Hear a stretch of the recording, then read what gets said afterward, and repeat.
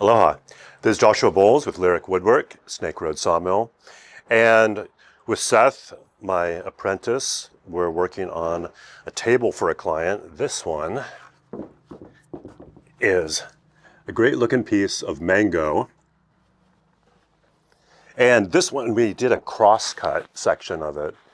Mango tends to be a softer wood, so I think these cross-cuts can be a bit denser, a bit better fit for a dining table that might take some wear and tear.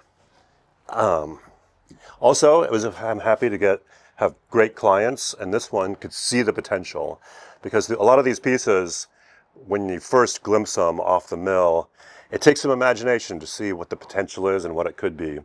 But this client could see it, and now we're going to turn it into a great looking tabletop for him.